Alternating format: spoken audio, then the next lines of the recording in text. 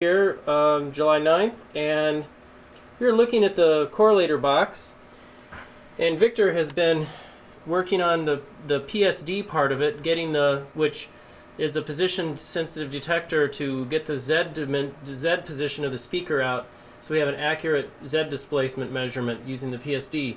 Here you can see we're using a super bright LED. Victor has designed up a rig for holding everything. And the PSD detector is on the LED is on this side, and the PSD detector is on this side. And we have a slit, I think, somewhere. Yes, we have a little slit here that built into the side of the speaker that moves in front of the PSD, and it works really well. As long as the electronics are going, it has a good system. Works very well. And today I made 2 holograms, which I will discuss briefly now, in a few minutes here or whatever. Okay, just coming back to this with the lights on, you can see here the PSD and XY positioner here on the side, with the PSD mounted on the XY positioner, and the speaker having a little slit mounted on the side of it. And then on this side, we have our LED, which is shining onto the PSD, and that gives us our super bright red LED, gives us our position. And well, it's working quite well, I think. Here's the system I've just now assembled for making the hologram again. This is a volume hologram using the green. Here's a negative lens mounted here. We have a little cylinder of green light, as you can see, hitting the paper. That cylinder is propagating through the tank of particles. And I put baffles all over the system. These baffles have different functions. This baffle here is stopping the air from, there's air blowing out of the laser. To keep it from blowing across our optics where we're making the hologram, I put it here to block the light, block the air and shunt it out to the side. This baffle here stops any side reflections from on this side of the optics from getting into the lenses here and contaminating the hologram. We have 2 sets of baffles here to restrict the amount of scattered light from the tank and limiting it to one region of the tank. And there's a baffle underneath to restrict the scattered light from coming up from underneath. Finally, I've got a baffle back here blocking the pinhole in these set of optics back here, because the light that comes from the reference beam, actually I was having trouble having the light bouncing off the pinhole and bouncing off the front of the pinhole and then reflecting back through here and then hitting the hologram again. And that was creating a lot of noise. I checked with this white card to see what kind of noise was coming off of, from what kind of light we were seeing reflected, getting and hitting this side of the card. And I now feel that I have most of the scattered light reduced. So only the light from the particles, for the most part, is getting reflected back to the film. Now on this side, of course, is the reference beam, and I have put an attenuator in front of the beam splitter cube here to attenuate the reference beam. As I mentioned in last videotape, this attenuator is a 0.6 optical density, and that brings down the reference beam intensity to a level that is very slightly brighter than the object beam, the return light from coming off the object beam. And I did 2 holograms, both of them using a displacement of 12.5 microns at 10 millimeters, or 25 microns at 40 millimeters. Is that right? Let's see. No, 50 microns at 40 millimeters, at 40 millimeter distance, and a 12.5 micron at a 10 millimeter distance. The first hologram I exposed for 10 seconds for each exposure, and the second hologram I exposed for 20 seconds. So that's it. We've got these holograms here now. They're drying, and I will put them into the processor box and find out how well they worked. But I think the 10-second exposure looked like it was almost underexposed, really. It looked like it was getting toward underexposure. So I decided to try a 20-second exposure, and it was very well exposed. In fact, I thought it was a good exposure in terms of the optical density of the film. But I suspect the 10-second exposure will work fine, and I think the 20-second exposure should also work. But it'll be interesting to see how this works out. Another comment I want to make is when I was looking at the reference beam, I noticed, although you can't see it here because the light is so weak, but there is actually a definite discontinuity in the bright uniformity of the reference beam. It seemed like there was 3 fringes of brightness in the reference beam, and then there were some darker fringes. In the past, I always made the reference beam by leaving a plate here, located here, before I made this hologram. And that plate I thought would help take up some of the phase aberrations that would be naturally occurring in the system. However, I'm of the mind that the front and back reflections from this plate, since the plate is not coated, is not anti-reflection coated, I believe now that it might be best to make the reference beam without any plate here, and just to tolerate a little bit of phase aberration and have better uniformity in the exposure.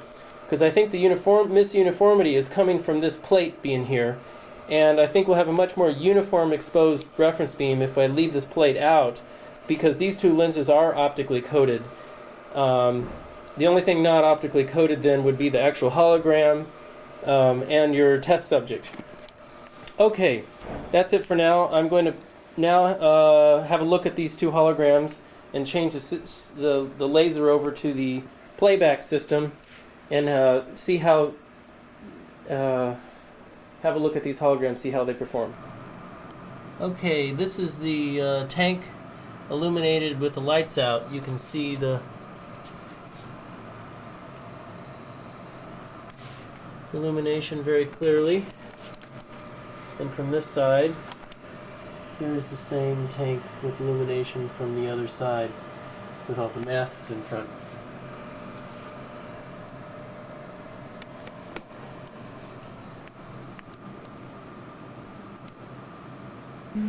Okay, this is the particles, some particles showing up from the hologram. They're maybe easier to see when the lights, I don't know. Here's some particles going in and out of focus.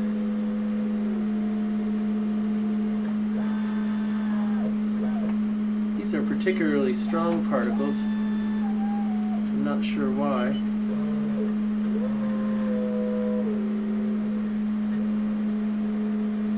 Okay, at any rate, what we've got here is we've got some pretty good bright particles, and I'm going to try to pick on a couple of really bright ones here to use to look at fringes from, to show on the camera. But basically, this hologram is very comparable to some of the holograms I made back in the States in terms of brightness of particles. The particles are these are extremely bright. I've got right here actually, but in general though they can be quite bright, and but when you go to form the fringes from the particles, the fringes are really quite weak. However, for the first time we've got holograms here, volume holograms, where the fringes are still visible from individual particles from the volume hologram. So obviously I've got a better exposure ratio now. This is using the 10-second exposure here, and it seems to work quite well. I think the 20-second one I haven't looked at yet, but I suspect it would be very similar. At any rate, this is very encouraging. I think this says to me that we will have a system working. The other thing is that we need to increase the particle seeding. If we increase the particle seeding, first of all, we don't have to hunt for particles. If we get enough seeding, we will always have particles in the field, and therefore we won't have to look for them. And I think that would be a very big savings in all the way around if we don't have to search for particles. The other side is we increase particle seeding, and then we will have, we'll be able to have good, high quality, bright fringes. Fringe brightness will be increased with more particle seeding. So otherwise, we'll have to hunt for the particles, and we'll have to use a photomultiplier tube imaging intensifier tube in order to get the fringes to come up bright enough for a correlator box.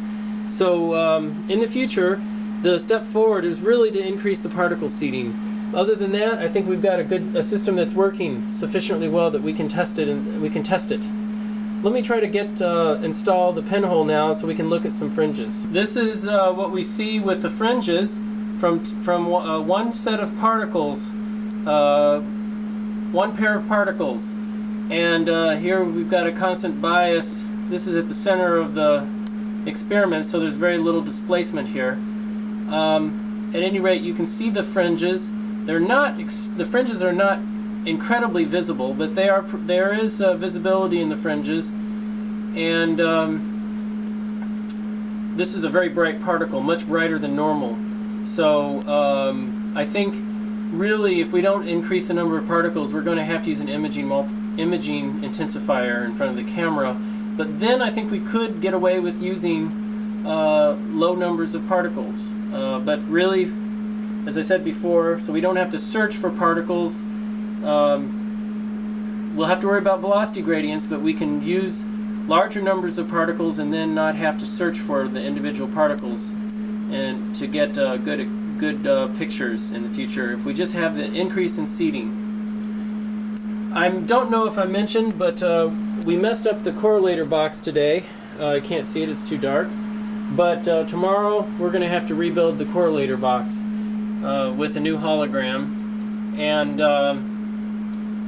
before we can look at any more correlations. And that's about it for now. I'm going to sign off. This is a set of fringes for two sets of medium-sized particles located next to each other, making really two particle pairs. As you can see, the fringes are brighter than the other one, even though the original particles weren't quite as bright. But I think it's probably twice as bright as the other set of fringes I recorded here.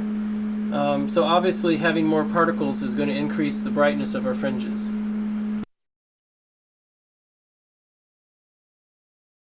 It's a new day here, and I'm moving on with the experiments. Today we are making cantilever experiments in the green.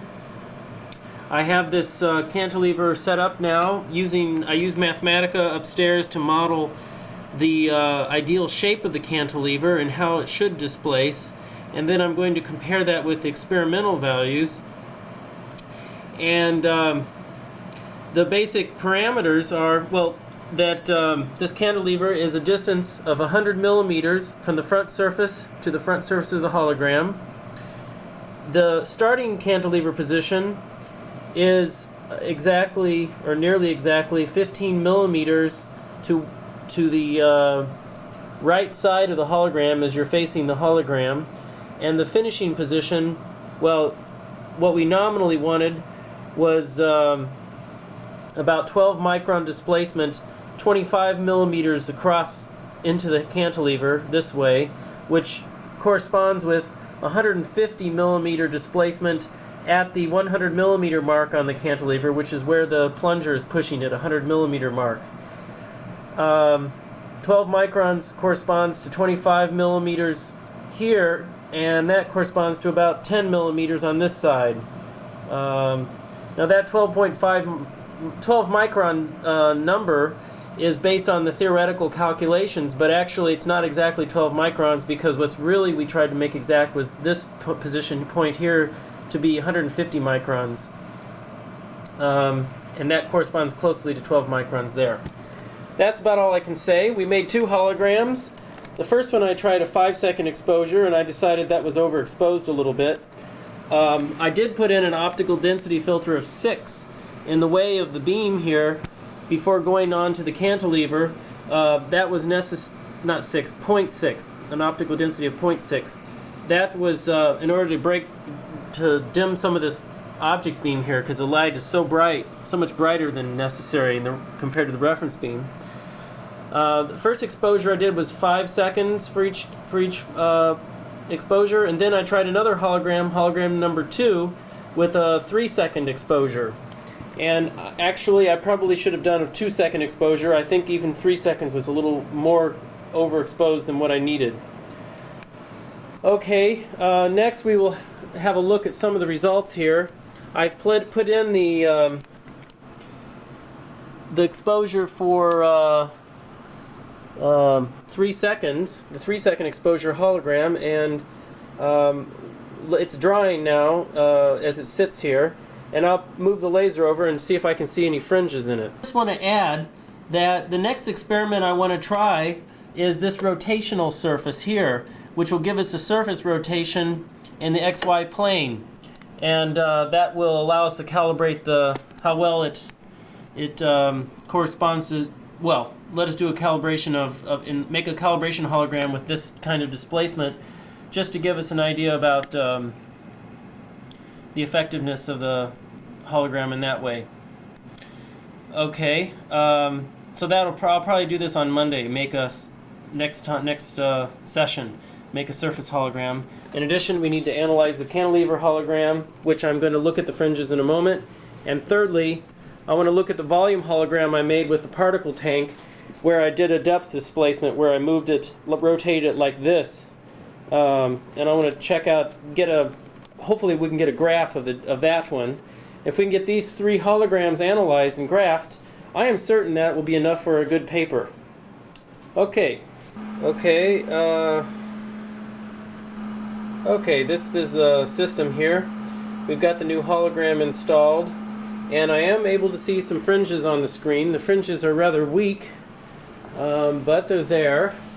I think the system needs to be adjusted a little more. Maybe the pinhole needs to be made smaller. Also, there seems to be a void up above where I'm not getting any light into the camera, and it makes me think the camera is misaligned. Probably rather badly misaligned to make such a void of light up here. I believe we should be able to see something up there, but we're not. Nonetheless, we are getting some fringes along here, and as I move the fiber around, I seem to be able to pick up fringes in a lot of different places, and so it looks pretty good. Hey, that's all I'm going to do today. We'll pick this up on Monday. You can see here's the system right now with the hologram and the fiber, and we'll have to give it more thought on Monday, maybe look at the correlation of this. But I think it's possible this will give us enough signal here we can correlate against, but unfortunately the signal's still rather weak. The fringes are not as bright as I would like them to be, and I'm not entirely certain why. But we will continue on this on Monday. I think it's still doable. We should be able to do something with this. I forgot to mention that there may be too much velocity gradient or displacement gradient in the cantilever, and that's probably why the fringes are weak. Almost certainly why. And although right here there's very little displacement gradient, because this is near the beginning where there's very little out-of-plane displacement. I'm still trying to get a view of all the fringes along the length of the cantilever, and I've not yet quite done that, but we'll continue working on it. Apparently, we can see the edge of the beginning of the cantilever movement. Right, in fact, you can see it as a line of particles right along here. So this will give us a very accurate positioning of the start of the cantilever. I'm quite happy about that anyway. That'll allow us to calibrate things very accurately, perhaps, to the actual physical position of the cantilever. Okay, today I made 3 holograms of the cantilever experiment once again. The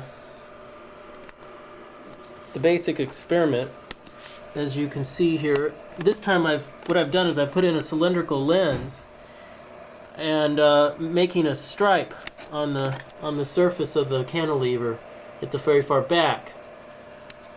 The 3 holograms were basically done in the following way. The first hologram was made without this pinhole, so this iris here limits the extent at which the beam crosses the cantilever and limits the amount of light that consequently hits the hologram from areas that are not essential to the experiment. Of course, the cylindrical lens spreads the light out and gives a better angle for striking the surface. The first hologram was made without the iris, so that the stripe went all the way back. And but I had to put in a card in the way because there's stray light coming from the side. I put a card right here to prevent the stray light from crossing the hologram and creating a ugly stripe on the hologram. For the first experiment, I used 3-second exposure time, and I used the 0.6 optical density filter placed in a slide along here to prevent to cut down some on the object beam intensity. I used a 75 micron displacement at the 100 millimeter distance from the hinge point of the cantilever on the first one. And for the second hologram, I decided to put in an iris to try to limit the extent of the coverage of the plate, and in that way I took out the 0.6 optical density filter and tried to increase the brightness on that surface at the same time. I used a 3-second exposure, mainly because I got a little bit spacey and didn't count off 2 seconds properly, but it was a 3-second exposure on the plate, and I used a 75 micron displacement. But I did not put in a card here. As a consequence, I got a nice ugly stripe across the hologram because I thought the iris would actually block the stripe, but it didn't. So then I went for a third hologram. This time I put in the black card, blocking the stripe, and I used a 50 micron displacement with a 2-second exposure, and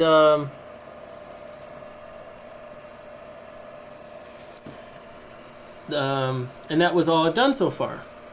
So I'm just taking a little shot here of the experiment so that we can maybe be able to show in the future what the experiment was. If I want to create any diagrams or something, I can use this shot to create a diagram.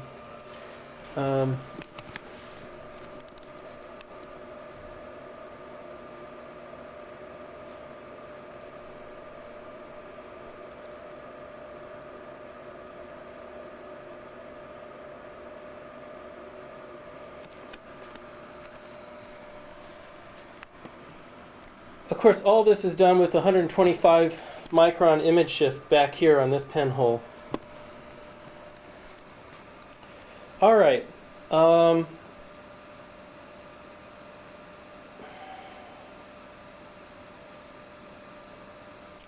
We'll see how this works out. I'm still concerned about my experiment. I just realized that there's a 4 times magnification in the displacement information that gets presented to the CCD camera.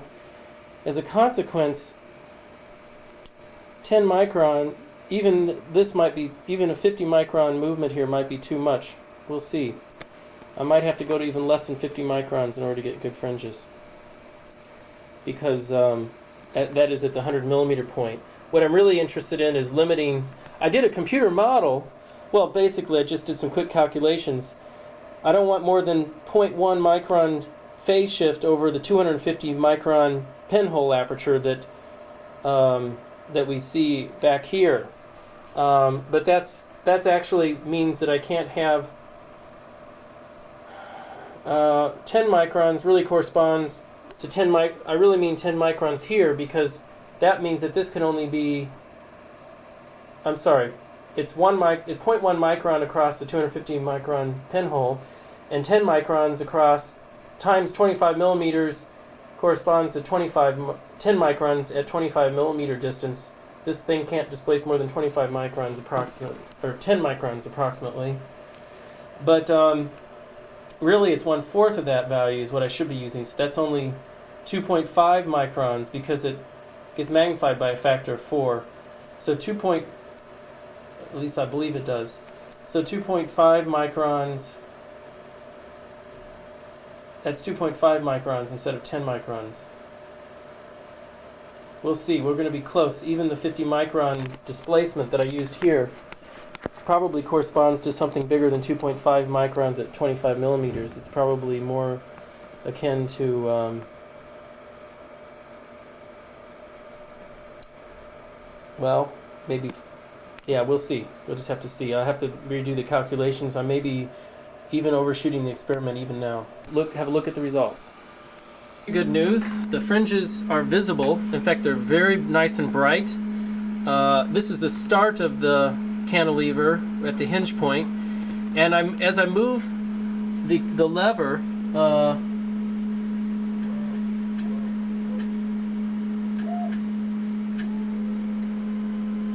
and actually we are moving up and down here, or we're moving along the cantilever. We're able to continue to see fringes continuously all the way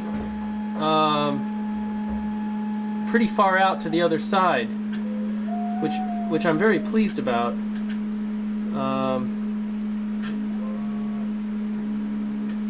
Oh yes, we're still getting good fringes even out here.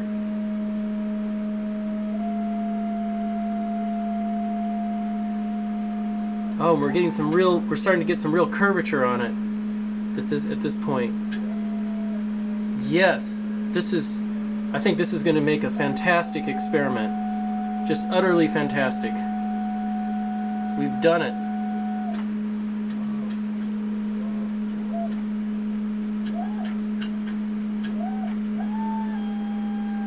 Yes.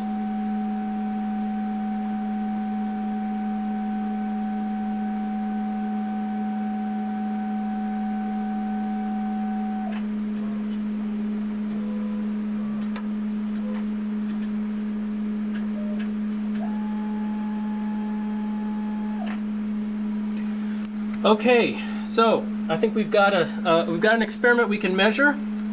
The hologram has worked. This is the 50 micron displacement, 2-second exposure, 50 microns at the outside, and I believe we have something that we can use. And we can fit it against the curve for the actual cantilever.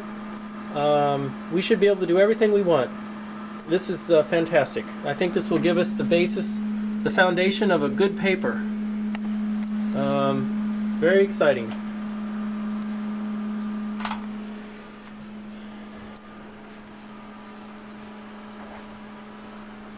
Yes! So what's We have good fringes all the way out on the entire surface of the hologram for cantilever? for the cantilever. We can measure it at many points. We can measure it at 1,000 points if we wanted to. Okay, that's interesting. And, well, we don't need to measure it at 1,000 points, mind you. But the point is that this is the kind of thing I always hoped a surface would be like.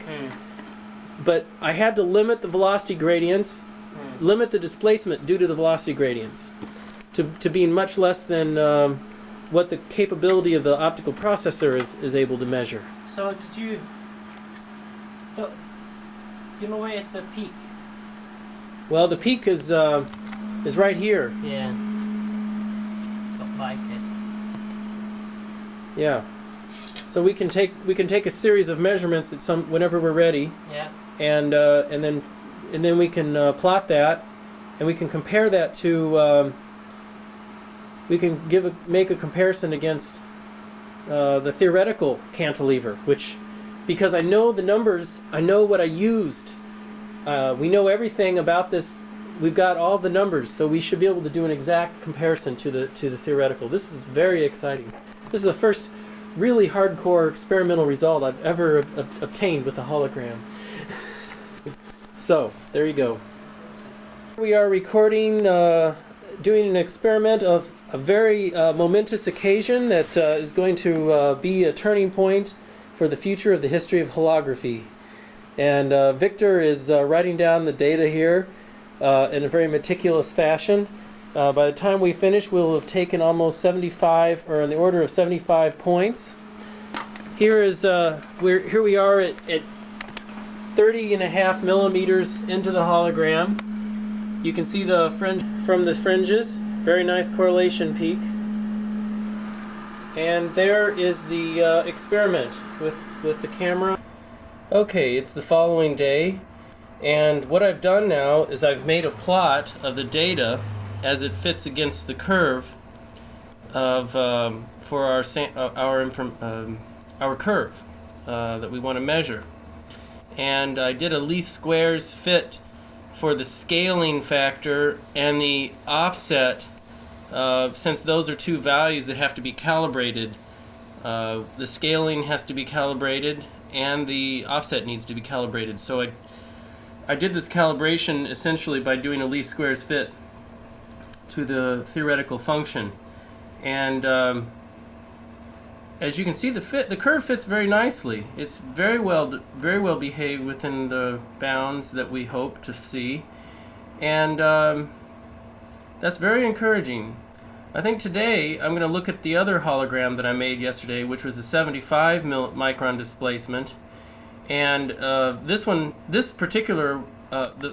hologram here only goes to 37.5 millimeters, which is actually much more than I had hoped it could go. So we're going to try, but the 75 micron hologram, which was the first one I made yesterday, that one had much longer, even further distance that it would extend. So I will go downstairs and find out, just have a look at that hologram to see how well behaved it is. And perhaps we'll get a plot of that hologram as well. That would be very good. But I am very pleased with these results, and they're acceptable enough that we could publish with them, I'm sure. But here, so the Mathematica notebook here is called Cantilever Theory, and that is the notebook that I am storing these results in. Okay, so with this I will say adieu. Okay, we're looking at the Sarah, I'm videotaping in case you're curious why I'm talking to myself. Anyway, we're looking at the hologram with 75 micron displacement, and I am just now looking at the worst side, well, the side which has the steepest velocity gradients. And we have enough intensity here, I think, that we should be able to see any fringes that are visible, even though the intensity does look somewhat dubious. And we do have a very slight correlation peak that we can pick up. So we are still able to make a measurement off this hologram in spite of the fact that it looks really bad in terms of its fringes are almost non-existent. But that's the good news is this is the worst possible fringe in the whole hologram. And other places where there's less velocity gradient and there's a little more intensity present, we get much better correlation peaks than this. But I think this is 39 millimeter distance away from the starting point, and we are getting there's good. This has a larger displacement because it's a 75 micron displacement. I think this is just about the limit in terms of velocity gradients of what we can hope to use. So based on this, we should be able to do another set of measurements and produce another graph. First, I'm going to go upstairs though and calculate what the best, make a table of numbers for stepping through this the hologram to try to minimize the number of sample points that I need in order to get a certain displacement resolution. Okay, so coming back to this in a little while. Okay, today I've plotted the theory for 39 millivolt or millimeter 75 micron displacement. Here's the theory plot. And then to assist our data taking, I've taken the inverse of the function and created a table of numbers that we will use to get a certain resolution in the Y displacement of 0.2 micron resolution, which is still 76 numbers, but which is not much less than what we had yesterday. But these numbers are more intelligently determined, rather than they'll be more accurate to displacement, more distributed evenly among the displacements. The measurements on our hologram number 2 that we did yesterday. This one has a 75 micron displacement at x equals 100 millimeters, and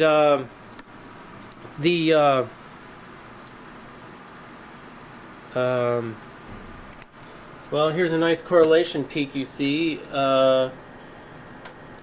for this image. This is the beginning of x equals 0, starting right here. This is x equals 0, and correlation peak.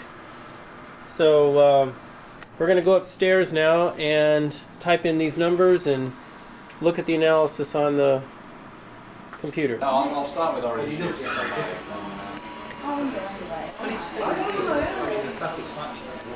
Right.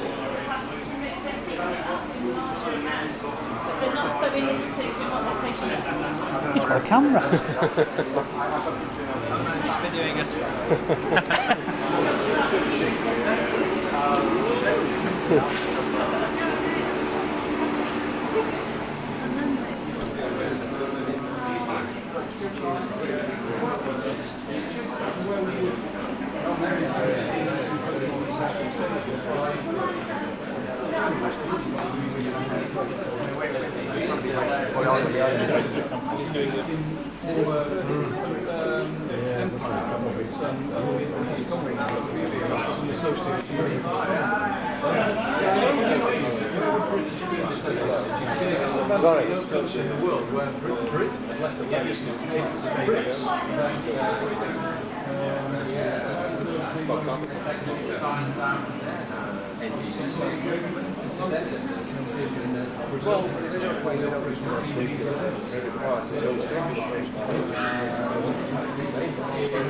South America, in Argentina, through our subsidiary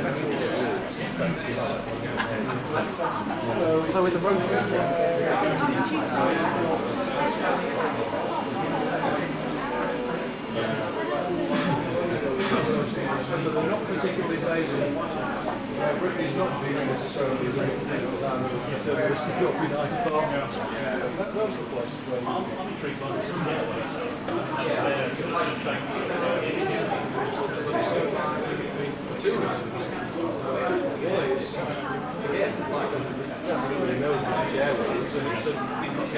very, very strong brand. So to move from that seems to me to be, I mean, I thought we had the rest of the world, I both worlds, and we'd have to use BA and British Airways.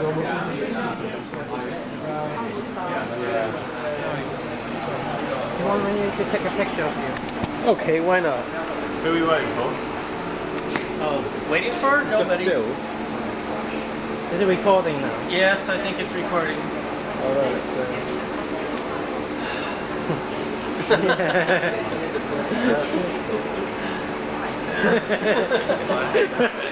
He's famous airport.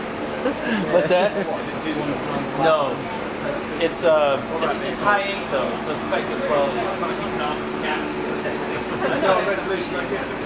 Look at this beautiful girl. Hello, Victor. No, she's not shy. Okay, how do you grab? Handsome gentleman. I'm sure now. What about the screen? Is that focus yourself? Yeah.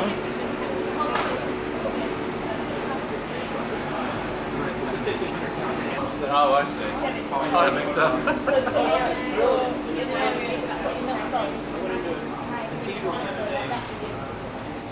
We've got it now, you've got a camera, haven't we?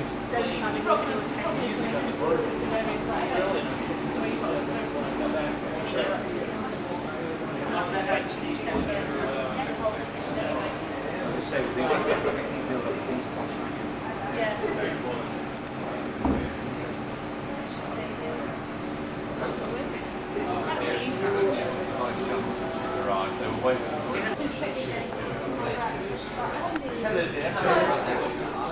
rushing around to gas. The temperature is coarse. Zero anti-starch ramen spells. A bit of a mouthful, isn't it? It's cars. You stick in different wavelengths. Right, so it's a single integrated piece of cake. No, you see, there's actually three components. Capital base we already have. Yes, yes. So we mark the relations. Yeah, well, that's good. So is all of the kits here? You have to get the diamond stock. I think you have to kind of seed it with qualified. Yeah, it's a bit messy. Yeah. But yeah. It does look like Make what? solenoid. What we were doing here. First of all, we found that Make a transmission. another bit is the tables are about different. And we've gone from we've done different density of filling in between the spaces so you'll see not too far. What you saw them programming up Definitely earlier fairly good small is the power. ability to now. Here's the man I'll tell you what you want. I mean, what we should do is laser machine the damn thing. Mine is only water. Get this on. Bit of lighting to take off. Oh, right, sorry. Well, I haven't seen that before, so that's really cool to help that. That was yesterday, that was it? Was it? Yeah. It's not good enough resolution.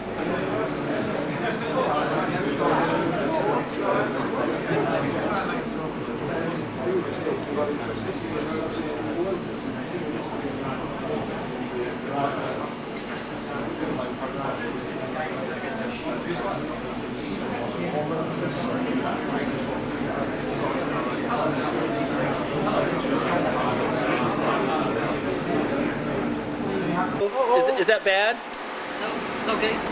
I don't want to burn anything, that's all. Okay. Right. Guy with the wires. All right.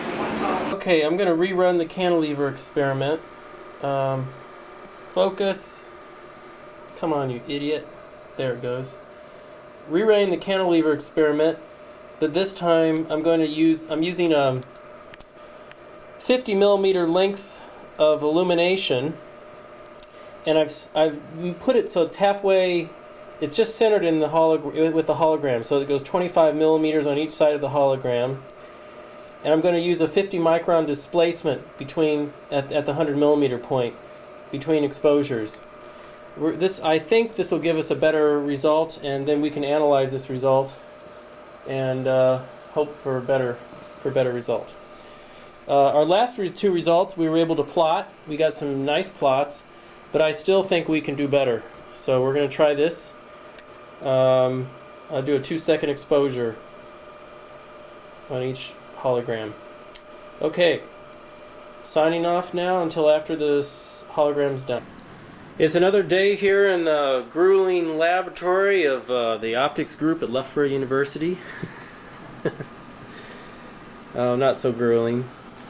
But we've made another hologram yesterday, and I am happy to say that it has been very successful, and we are really thrilled beyond our wildest expectations. Almost, maybe not quite, but we are very thrilled. And I already showed the system running yesterday in this camera. So the only thing I have left to show you is an example of the fringes, which Victor is in the process of demonstrating here, right, Victor? So here's the fringes given by the hologram as an example of some of the fringes. This is a typical set of fringes that this hologram produces. The fringes don't look very good, but they actually work out very well for the correlator box. Let me turn off the overhead lights so we can get there's a bit of reflection in this.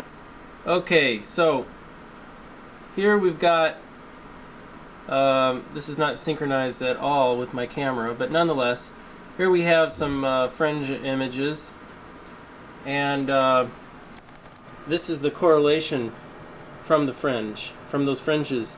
So you can see the correlation is very strong.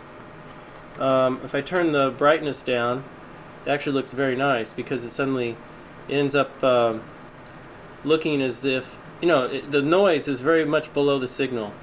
And even though in these fringes, they don't look fantastic, really. They don't. But they're good enough for the correlator box, and I think they are fantastic because I think they're doing their job, and that's what's most important.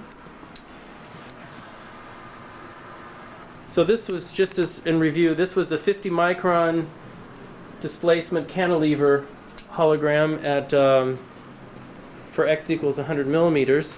We measured in this. Let me go over a history here. This is the original hologram result that we accomplished a few. Wow, you can see right through it. It's kind of disappointing. It's not that big a deal, but yeah, I can read right through this paper. Here's the original result that I did back in on the 15th. That we were very happy about, and we thought was brilliant. But we thought we could do better than that. So we went back and we analyzed. This was hologram number 3 of that day. Well, we thought maybe hologram 2 would be better because it had a bigger displacement on it, and it would give us a wider range of displacement values. In this case, it went up to about 14 microns, whereas the first one went up to about 9 microns. But we were disappointed at this lower level, and I was learning how to focus the correlation fringes, or the correlation function better. The problem, of course, is that this is not automated. We're doing this all by hand. And in fact, I even went back and redid this data here from the very first attempt, because the first attempt was terrible. We thought we'd try it again, and this is still not very good. And so I got inspired. I was thinking, why would this be happening? And I decided it must be because of the loss of, the experimental setup was blocking some of the fringes on this part of the experiment. So I went back and redid the hologram, but I used the 50 micron displacement that we used here. This is a 75 micron displacement. And I went back and did a 50 micron displacement again, but this time I set it up so that we could measure the over 50 millimeters of horizontal position, 52 millimeters in fact. And whereas this one is only 37 and a half. These two are both 37 and a half millimeters. And my God, we got fantastic results. So this is the result that I showed you the fringes just now from. The correlation function of a typical fringe pattern I just showed you. And this was done just yesterday. And you can see the total displacement of microns is about 17 and a half microns. And I did a least squares fit to shift the data points in the XY to get them to XY offset and a scale, least square data offset and scaling. But here's the theoretical curve for our hologram, for our experiment, and you can see, once this camera focuses, that the data points follow the curve very nicely. And I just showed this to Neil, and he seemed to be rather thrilled to see this. So I am completely content at this point to let go of the cantilever experiment and to continue moving on to doing other types of holographic experiments. In the meantime, this hologram will give Victor something he can benchmark test his program algorithm against, so he can improve the programming to correspond with this. Okay, so what other holograms are we going to do? Well, to start with, I'm going to make a hologram of the cantilever experiment again, but this time I'm going to just I'm not going to move the cantilever. It's going to be a stationary cantilever, and I'm just going to do an offset of these two different reference beams to give me an image shift. The reason for this is just to get a standard calibrated hologram with zero displacement information in it for calibration purposes. Then I'm going to make another hologram of the cantilever once again with the 50 micron displacement as we originally used just now. That was so successful. And but this time I'm not going to image shift the reference beams. I'm going to leave it unimage shifted, and that will allow us to see the bullseye fringes very clearly in the hologram when we look, as a way of just being able to look at the fringes more clearly without getting confused by the offset fringes.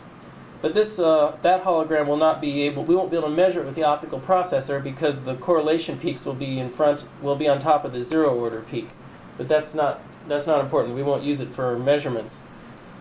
Fine, then, so that makes 2 holograms. And then I'm going to use this rig here and make a hologram with the XY rotation, in-plane rotation. And I'll set it up so that it's about, well, I'm not sure. So it's about, gives me maybe 20 microns of displacement over a 50 millimeter travel, something like that.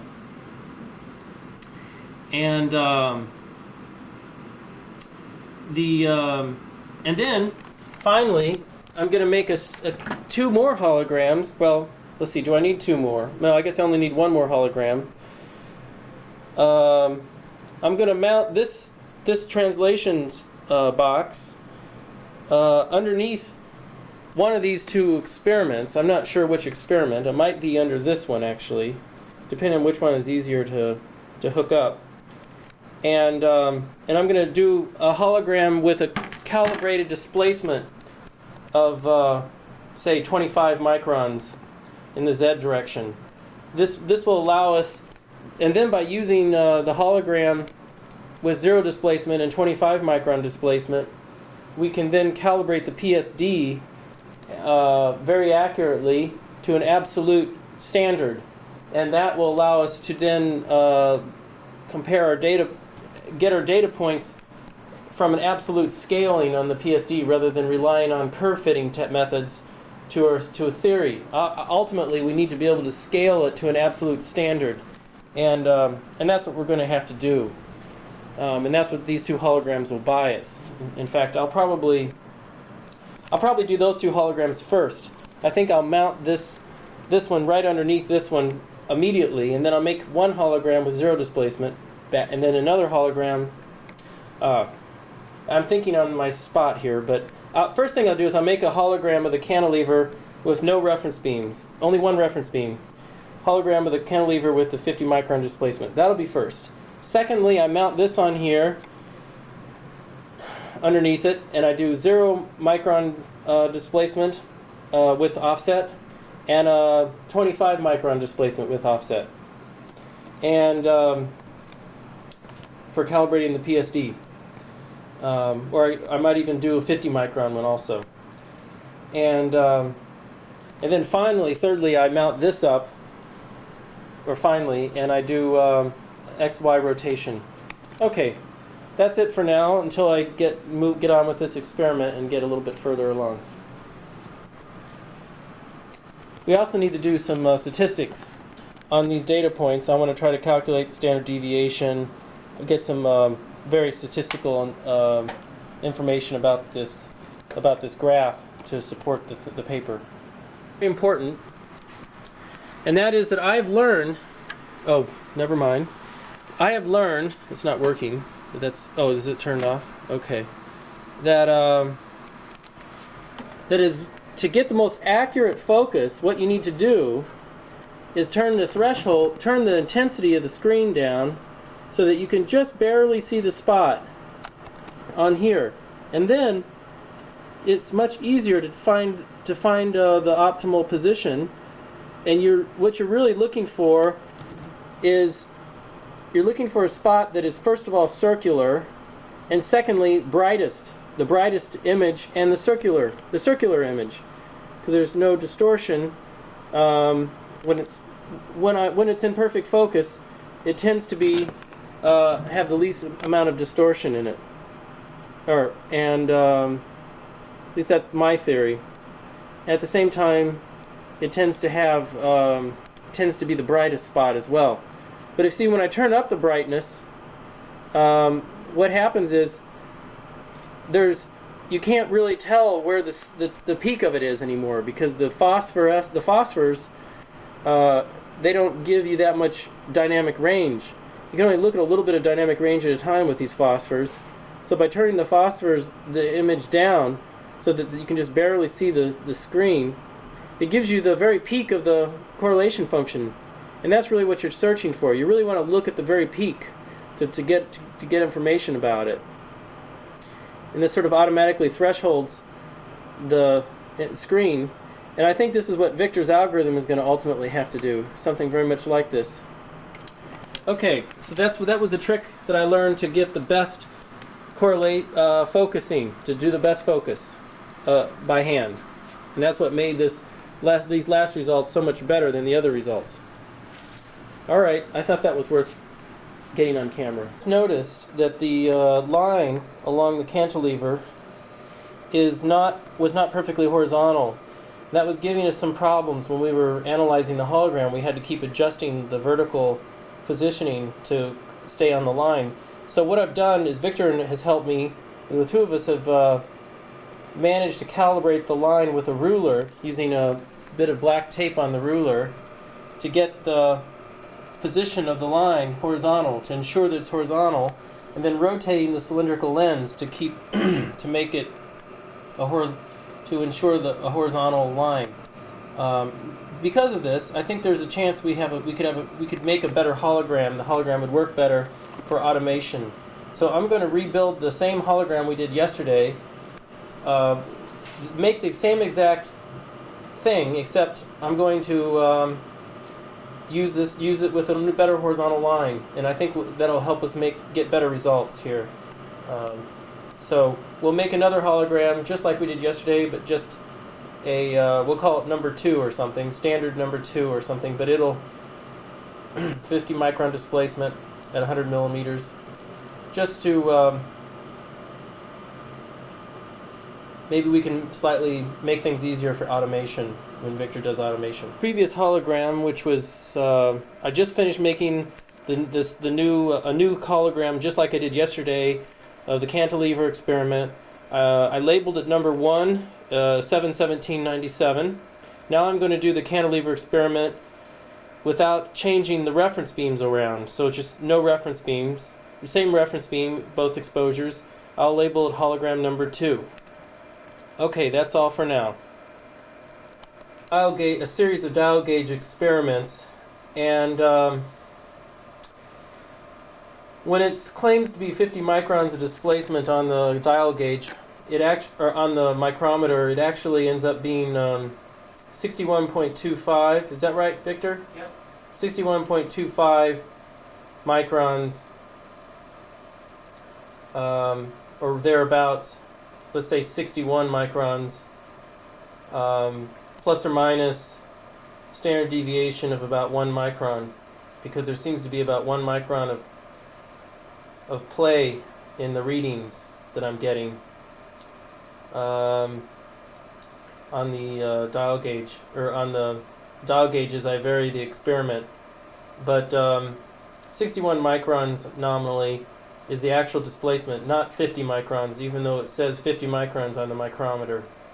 So I'll have to use that as my new number for the data up on the computer and see if that changes the results, or the way if the data fits differently. I don't know. We'll see. Okay, that's all for now. We've made 3 holograms now. We've used this cantilever all we're going to. I made a hologram with the cantilever, 2 with an image offset. I made a hologram with the cantilever with no image offset, that is 0 reference, 1 reference beam only. And then finally I made use the cantilever without displacing the cantilever with 2 reference beams with an offset, making 3 holograms total in that order. Next we're going to eventually we'll move to doing XY translations here, hopefully later this afternoon. Also we're going to do a constant Z displacement using this on this, I think, so that we can get some calibrated Z displacement holograms that we can use to calibrate our setup with. Okay, that's all for now. I'm signing off. Okay, I've got the new setup in place.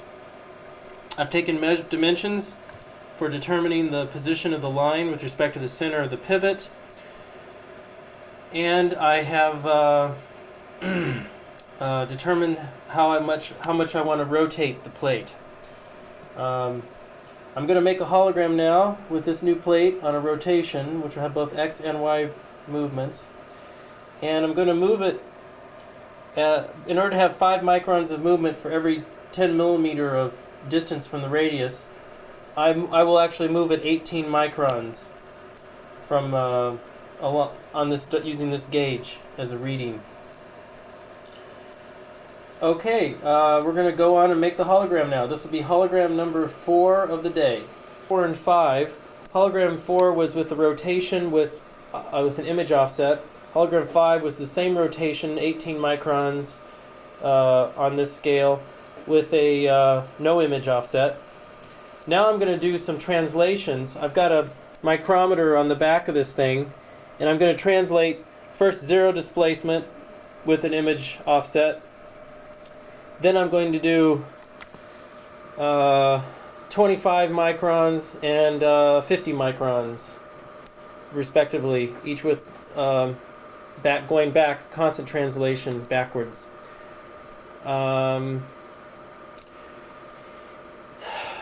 If I had more time, I'd probably put this micrometer the other direction and do the similar thing for an X translation, because I want to get just a few holograms calibrated for specific distances so that we can have an absolute scale to measure do our experiment measurements with.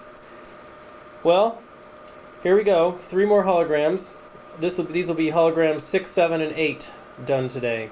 Okay, I'm just making a note to say that I have now finished doing the translation holograms. I did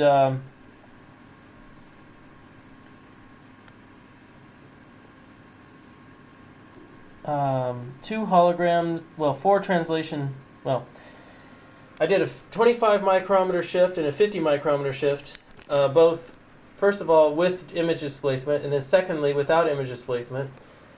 With image displacements were holograms 7 and 8, and without was holograms 9 and 10. So I've made 10 holograms today. We will analyze the cantilever experiment here before we change the setup. But I would like to do an do a couple X calibration holograms, putting the micrometer along the X-axis like this, and moving it along in this way, in that fashion, to try to get some additional an additional bit of information. Okay, that's good for now. We will be here tomorrow, same time, same bat time, same bat channel.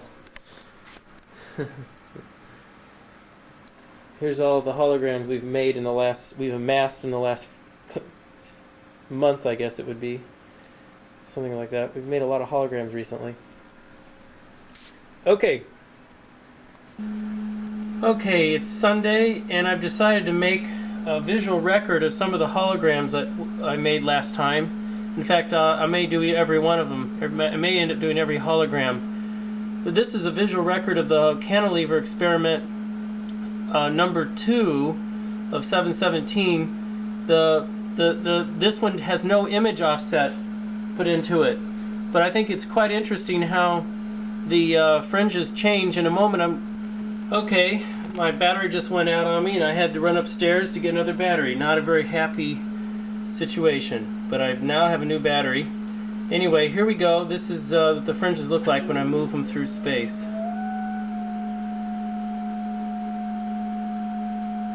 As you can see, we're getting very nice, interesting bullseye effects. Camera's trying to focus sometimes, it's screwing things up, but by and large you can get the effect. So, there's our Z displacement in a nutshell. Moving along the line.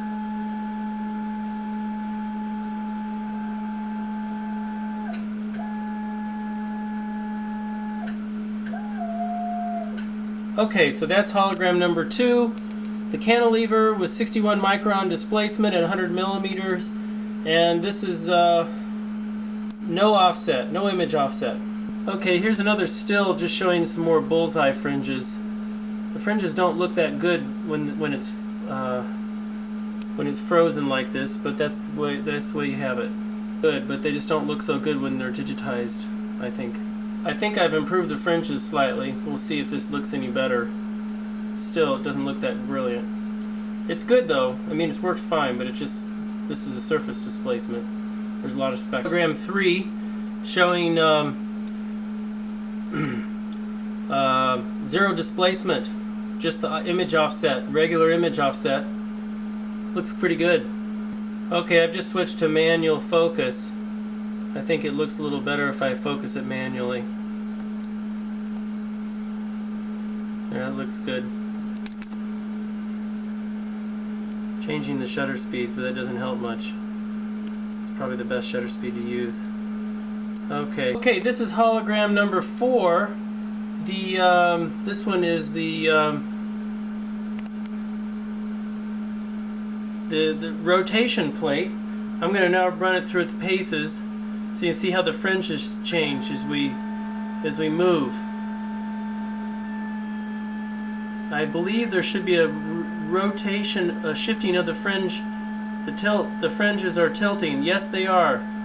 They are tilting, and they're also increasing in frequency for some reason.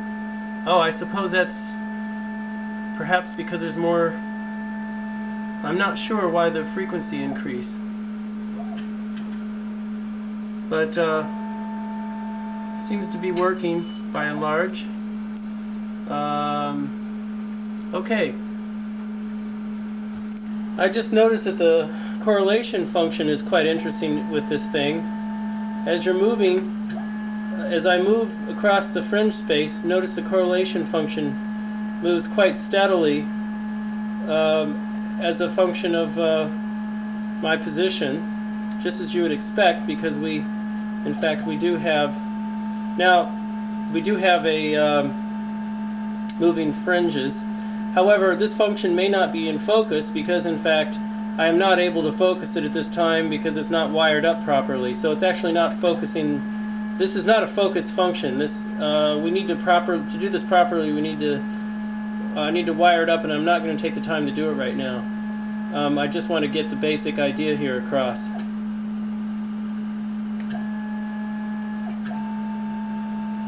Later on, we'll probably go back over this in some detail to try to get a better result. For the hologram number 4, the rotation plate, it looks quite good. I'm quite happy with it. Okay, here's the hologram number 5. It's also the rotation plate, but this time without any image offset put into it. And as you can see, well, here's the fringes as they shift about.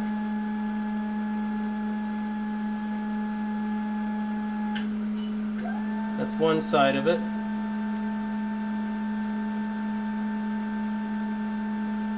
Going back to the other direction.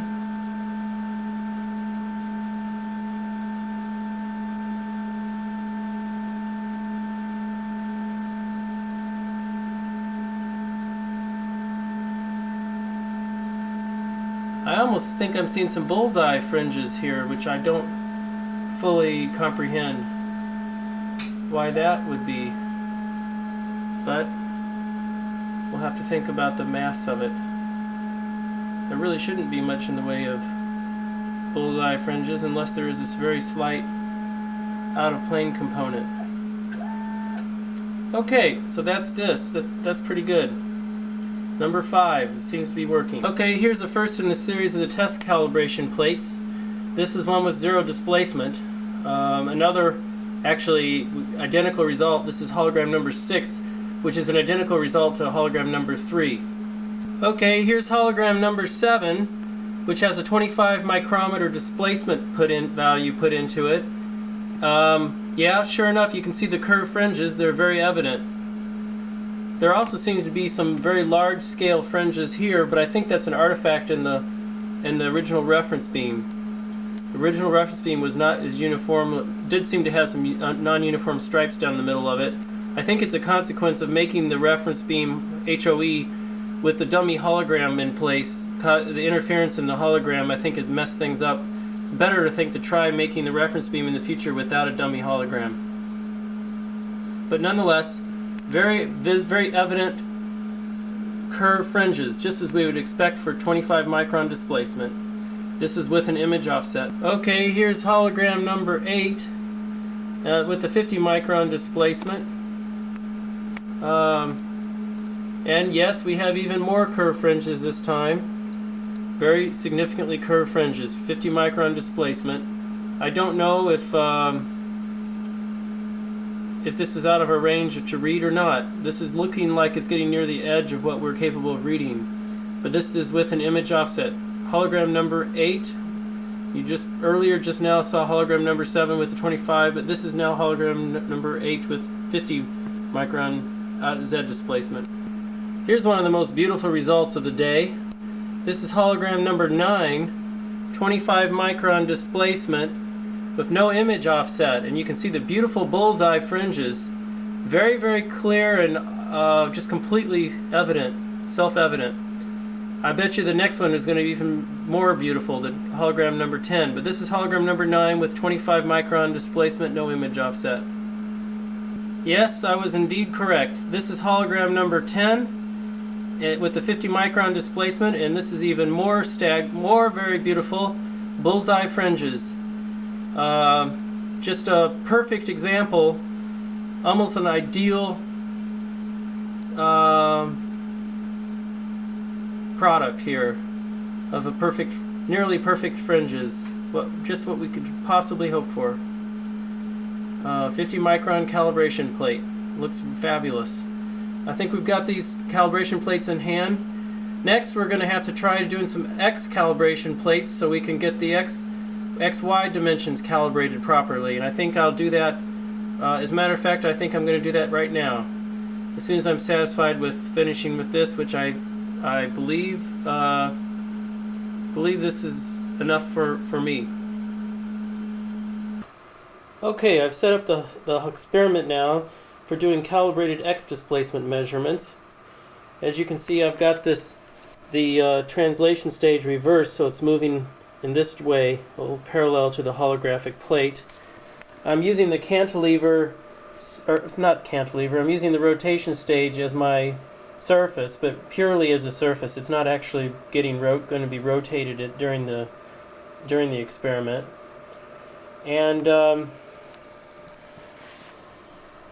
everything else has pretty much become standardized. 100 millimeter distance to the holographic plate from the object surface to the holographic plate, and it's centered on the object is centered about the holographic plate. I think we've already done zero displacement calibration plate, so we won't need to do that one again. But I think I'll do a combination of 25, 50, well, initially at least 25 and 50 micron displacement. Now I can't go more than, certainly couldn't go more than 50 microns. I'll do something halfway between 25. Let's see. Right, I'll do 12 and a half, 25 and 50 micron displacements. I think that'll work out best. Okay, so starting with the 12 and a half, and then 25, and then followed by 50 microns. I'll do both with image offset and without image offset. So that makes a total of 6 holograms I'll make today, with each one again with an exposure time of 2 seconds, just like before. Hopefully this will become a standard procedure and it won't be too much trouble.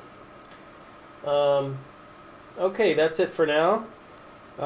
Here we go. just to tell you, today is the 20th, Sunday, July 20th, and so there'll be holograms 1 through 6 coming up. Okay, I have finished making 9 holograms today, and it's a tiring process, but I hope this will take care of all the calibrations for the X direction for the future.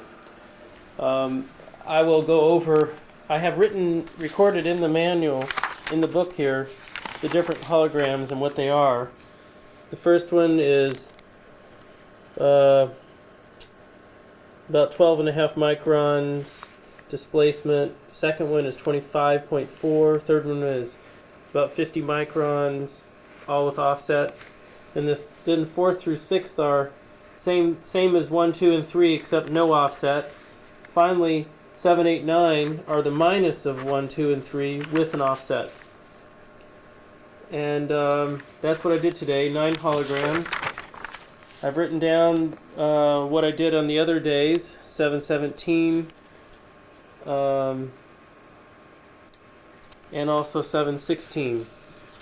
One thing I have not yet organized is the fact that I made a bunch of holograms in the particle tank, and with a Z rotation in the Z direction about a pivot. And I need to determine which ones are the best ones and label those. I think there's going to be a couple that are very good, so I can label those. And I've got to finish labeling the holograms I made today, so that we can, in fact, have a bunch of labeled calibrated reference holograms for the future, so we can, whenever we need to analyze and get some more, do some kind of analysis, we have all these holograms we can look at, go to look at. And that's it. There's one hologram that's missing from all this that I need to build before I can really call it quits for the solid mechanics side of things. That is, I need to make a calibration hologram of a point source. Just a simple calibration of a point source where the image both with an image offset and without any image offset. The idea here is that I want to basically put a microscope objective right here where the object beam is, that gives me an ideal point source, and this will allow me to calibrate up the system over there to minimize the aberrations. By looking at the ideally placed point source, I can minimize the aberrations in my system here, and get that out of there. Get that element taken care of, so that we don't have that as a problem. One other thing I did today was I put silicone at the top of the holographic optical element at the top of the clamp here in an effort to help give it some more strength so it doesn't fall off. The probe isn't as likely to fall out of the probe, off the probe. I wonder if I can focus on that. It doesn't want to, as usual, unless I put my hand right next to it. Then it immediately goes out of focus. Let's try.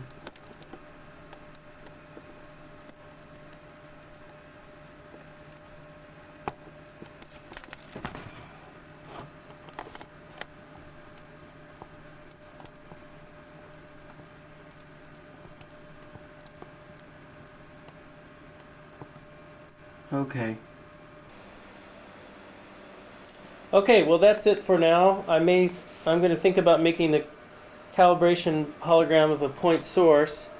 I may wait and probably will not do anything more today because I'm worn out of it from all this, and we've accomplished a lot here, and I'm quite happy with it. But I don't want to do much more on this right now. Continue later.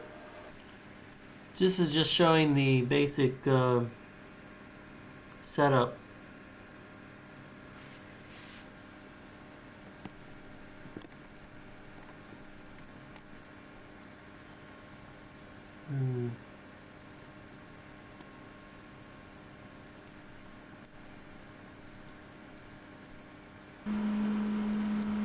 Okay, Victor, don't be concerned, but I'm filming right above your head. I've had a look at all 9 holograms, and we're getting some reasonable fringes in each one of them. All the holograms seem to work fairly well. It looks like we've captured the right range of fringes to be looking at. Here we're looking at a 12.7 micron shift or displacement in the x direction without any offset. So you can see x is being vertical on this axis. You can see the fringes moving vertically, as an example. All these holograms look very similar. I should probably videotape each one of the frames, but I think I'll hold off for now because they are kind of identical. They're very similar in the sense of, well, they need to be captured on videotape probably, but right now I'm going to defer and make some more holograms before I do any more videotaping of these. I'm going to make 2 more holograms, well, probably 3 now, because I'm going to do one more hologram of the rotation plate, but this time I'm going to illuminate the entire surface of the plate so that we can attempt to calculate XY translations rather than simply, well, we can do a 2-dimensional mapping of the surface rather than just a 1-dimensional mapping, and hopefully that'll work quite well. I think that'll be the first thing we'll do. And then I'm going to do 2 ideal point source holograms using the spatial filter with the 5 micron pinhole placed at the same location as this object, and do 2 holograms that way. I've labeled up all of these holograms. All these holograms now have labels, and they're also recorded in the book, so that there should be no question about what they are, and in the future we can reference to them. One of the things I haven't done yet that I need to do is go back and analyze the particles that I did in the tank, to see that, just to get those labeled properly, and to pick out the ones that are the best ones and use those for standards also, for particle standards. I seem to recall that I set the distance up a bit funny. The illumination center of the tank is, I think it's 95 millimeters or something like this rather than 100. I sort of regret that now because I'd like to keep everything, all the values at 100. I may in fact decide to go back and make another hologram of the tank with the 100 millimeter distance, just to try to standardize that distance for all the holograms. Okay, here we go. Turning off the camera. Okay, I've gone back and I have found a particle tank hologram that has it's a volume hologram with a delta Z equals 12.7 microns when X equals 10 millimeters. This particular hologram, it yields excellent fringes, and it gives us our delta Z movement, and it's a volume hologram.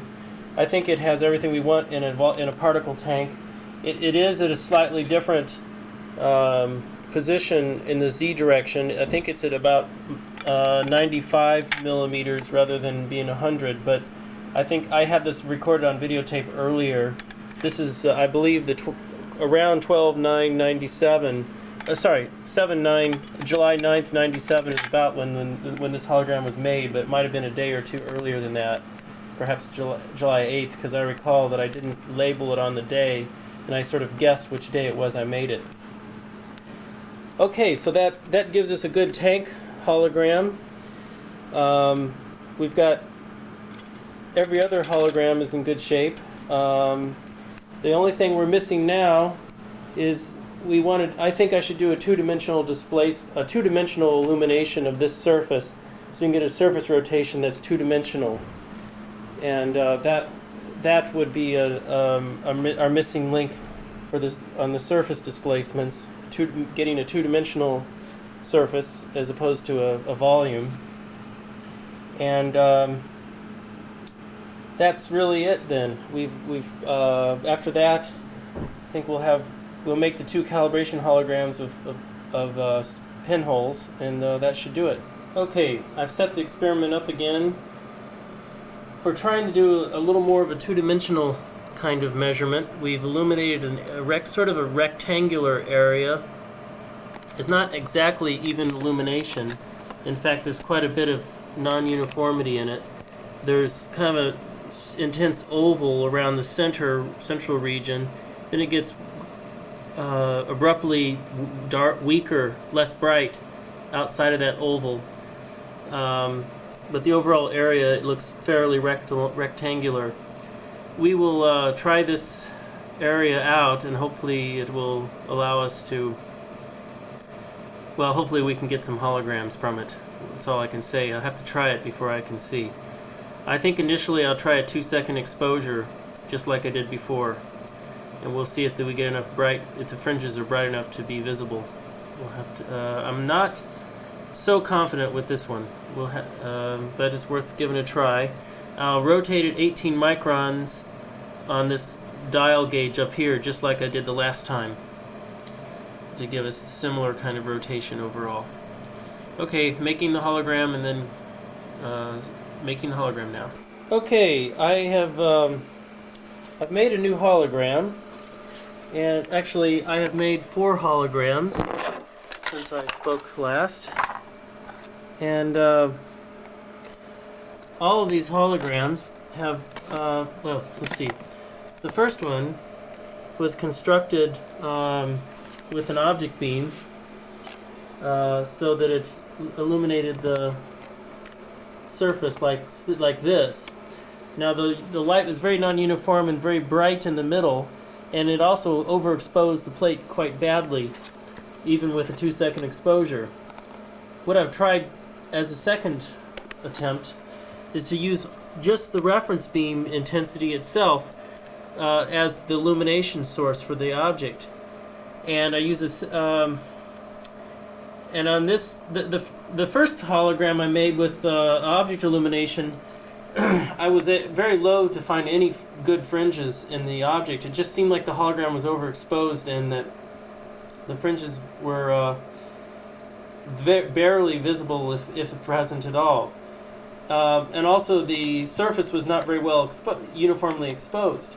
But in this particular case, as you can see, the surface is very nicely exposed. Very nice uniform exposure of the object surface. And the intensity is quite a bit less.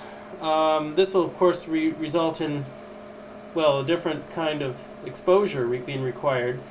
And what we did this time is I used the 7-second exposure on, well, the second, let me back up on this. First I used 10-second exposure with this sort of hologram. This hologram number 2 of the day was like this, and this was a 10-second exposure. And then I did a 5-second exposure, both timed with Victor's stopwatch. Finally, I did a 7-second exposure by timing to myself rather than a stopwatch. And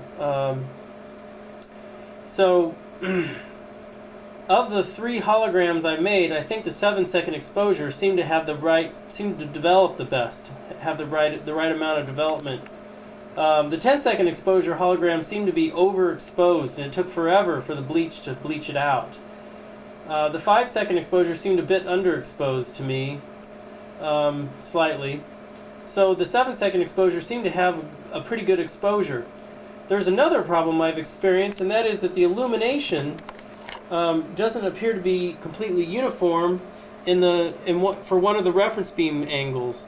This one actually has pretty good uniformity, but when I take this away, you will notice that there is something missing along the side of the hologram. This object beam here doesn't seem uniformly illuminated, and I'm a bit disappointed about that. I don't know what to do at the moment. Probably involves remaking the HOE in the future and paying careful attention to the angles It might be that the HOE is not being adequately covered. The illumination of the HOE is not adequately covered by the mirrors that we have in place. I'm just not sure, but anyway, I'm not going to worry about that right now. Although it does seem like that's going to affect, to some extent, that will affect the quality of the fringes, and I just don't see any way around it. It just seems to be inevitable right now. We have to live with it. We'll see. Okay, so for that, I will sign off. I've made 4 holograms of the surface, and hopefully one of them will give us something we can work with. Okay, I've made 8 holograms today. The first 4 holograms were XY rotation plates. Initially I did side illumination with a separate object beam, using a negative lens to give me a 2-dimensional illumination, which I've already discussed earlier. Then I tried using, but that seemed to overexpose the plate, and even with 2 seconds. So I decided to try just using a reference beam to illuminate the object without any extra side illumination. I did three different plates, one 10 seconds, one 5 seconds, and one 7 seconds for holograms 2, 3, and 4. And then I did point source holograms to try to get a calibrated point source so that I can align my playback system better. First of all, I tried a 0.25 second exposure with no filter.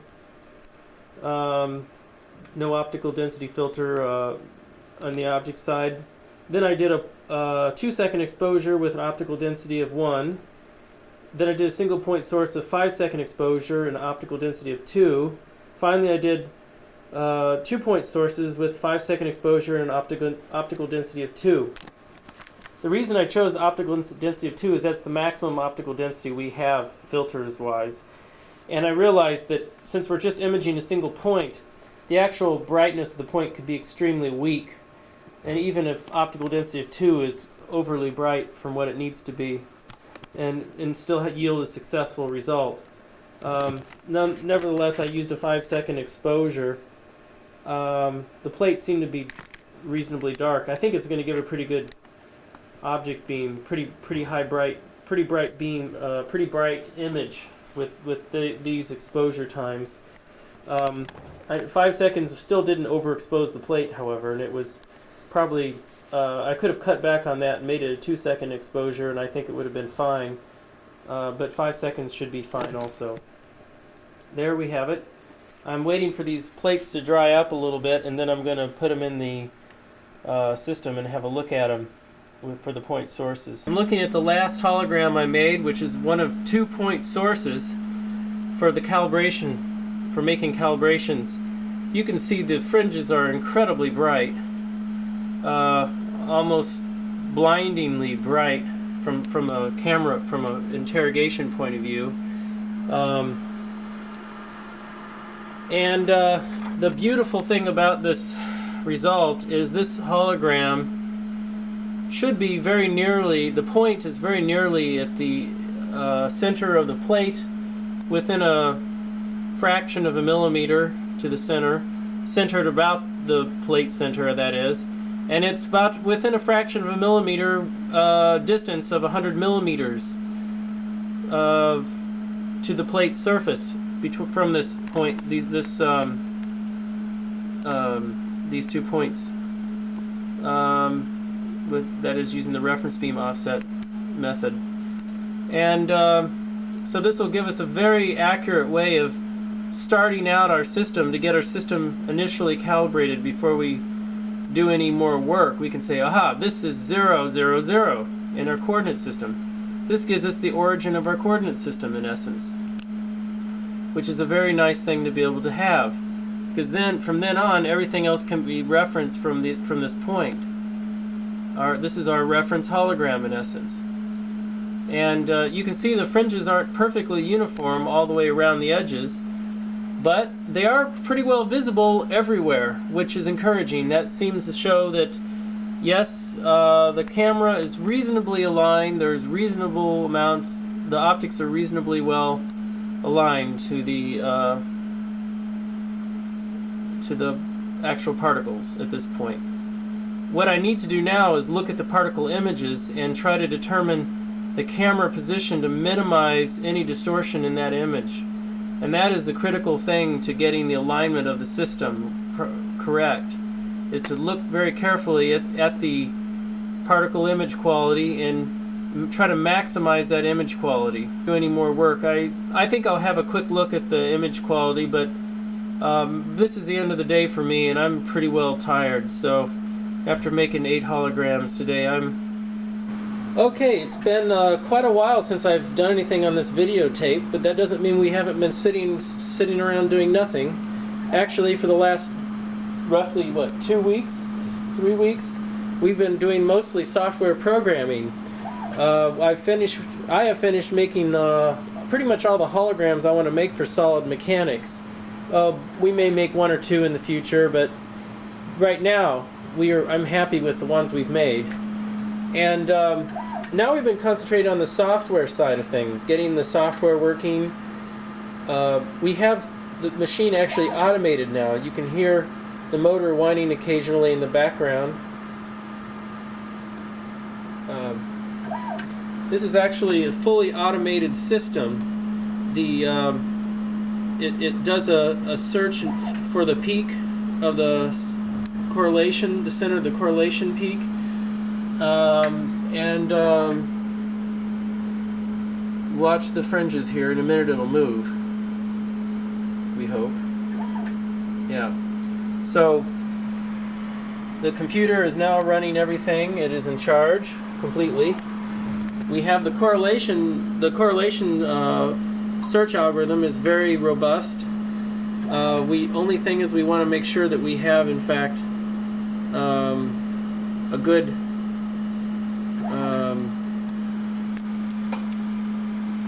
well, we're working on the software now. Victor, do you want to say something?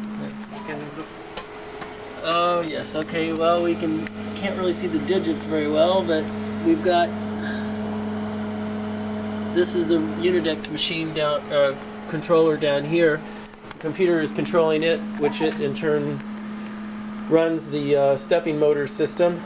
And of course their optical processor is hidden underneath this black cloth. We can now take 100 points of 100 measurement points, 3-dimensional measurement points, and then plot them immediately afterwards on the computer. The only missing link right now is the PSD chip, or the PSD detector is broken, and we have to get that fixed before we really know for sure what our positions are. The speaker is right now we're using speaker voltage as a measure for our out-of-plane correlation position, and I'm worried that the speaker voltage may have so much hysteresis that it just doesn't give us the scatter that we see in our plots may have nothing to do more than just the hysteresis in the speaker. But today and yesterday we've been working on a new routine. We've already to back up a bit, we've used 2 optimization routines, both coming out of the numerical recipes in C book. And these routines are both made for optimizing functions of arbitrary natures. One's called the golden routine, and the other is called the Brent's method. And the golden routine is a more robust but somewhat more primitive approach, and the Brent's method uses a parabolic curve fit to converge very rapidly on the optimal answer. Now that would be fine. We could just stop right there with those optimization routines. The problem is there's a lot of we found that there's actually a lot of noise on our cost function. Has a lot of noise in it. It's probably from the speckle in the images, but we're not sure. This noise hides the signal. Now here the motor is actually returning itself automatically to the beginning position. You can see the translation state, the probe moving very rapidly across, and returning back to the original starting point. We're very much out of what are you showing me, Victor? Yeah, this dot here. Yeah, the correlation dot is moving. So we've now finished, and let me just finish this discussion for a minute.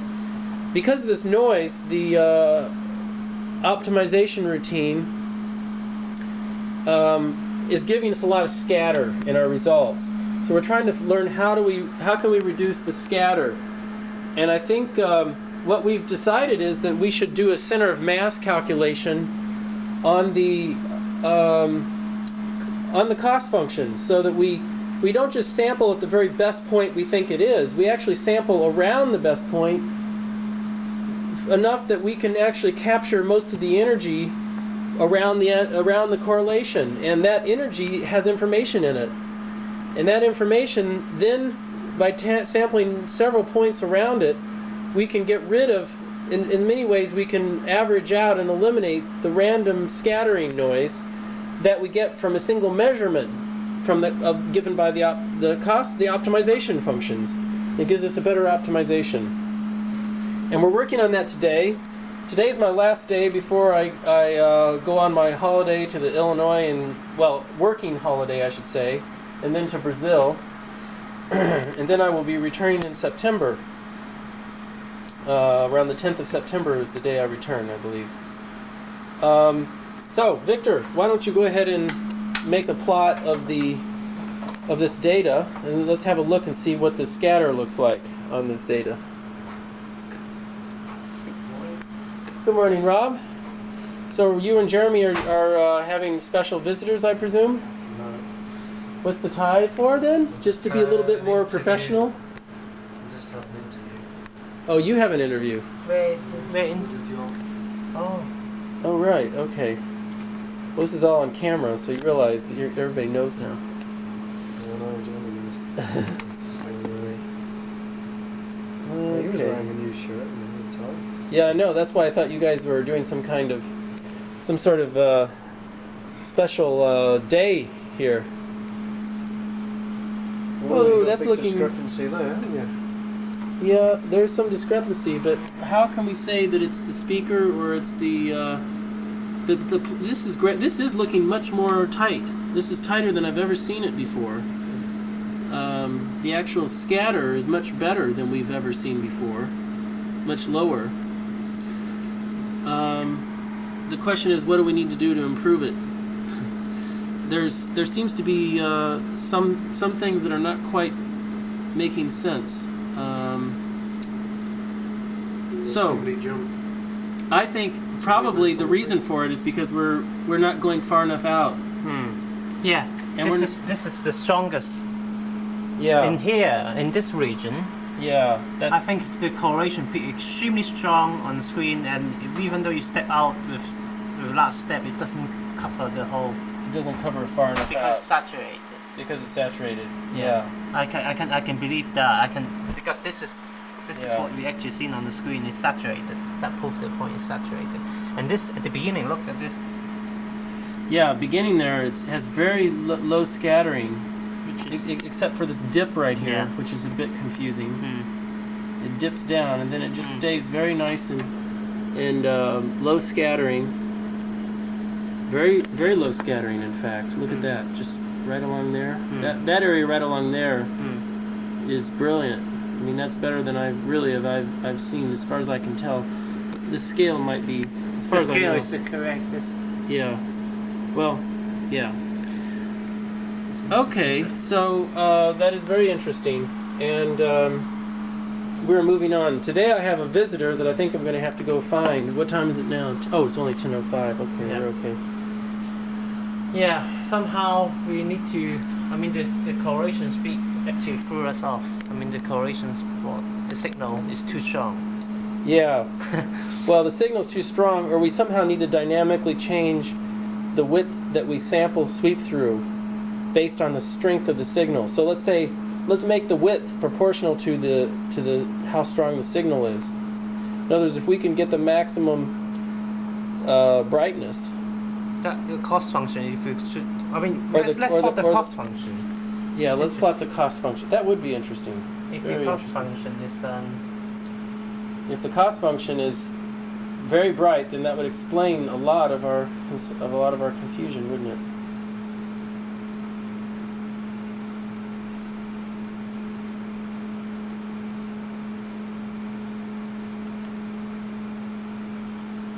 we we change have our to- scale. Why doesn't it do it automatically?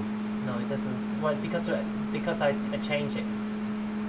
Yeah, but I know, but shouldn't it figure it out? Be able to figure it out? Why do you have to do it? Well, because I want to edit it. I Uh-huh. edit the program. It become not automatic. Okay, Oh, this is our cost function. that's our cost function. This is interesting. I've never seen a cost. This is interesting. It's a cost function. Oh, we need to. Is that the cost function? Yeah, this is the cost function. Wait a minute. This is the cost function. Yeah. Right. Yeah. Okay, so we need to change our scale Yeah. between 2,000 and 3,000. That's interesting. What? That it's so high? It's because we're adding up. Well, we should be taking an average of things. But go ahead.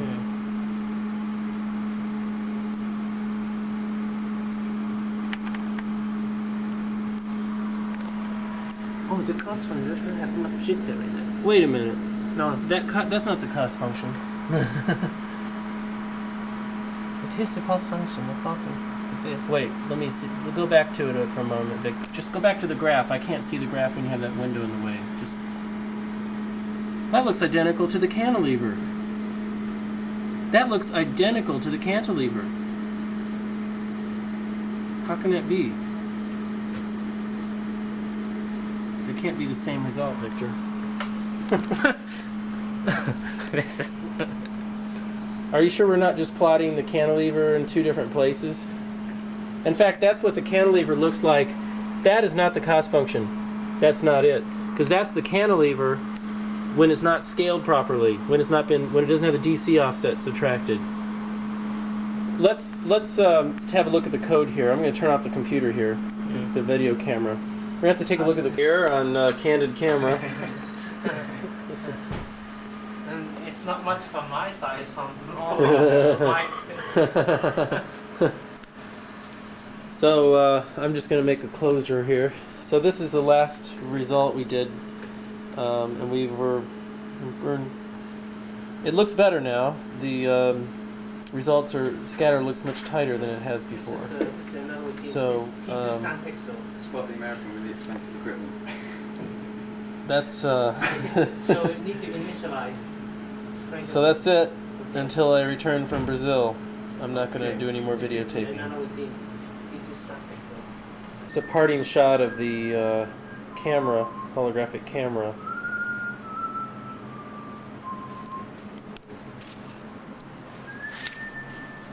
Some of the mirrors aren't quite attached yet, and some of the lenses aren't quite in place yet. But that's basically it. Okay. There is something here. There's no checking if anything goes wrong. It's just going to do it. Yeah. Which will probably cause crashing if it's not ready for it. But you can't do everything at once.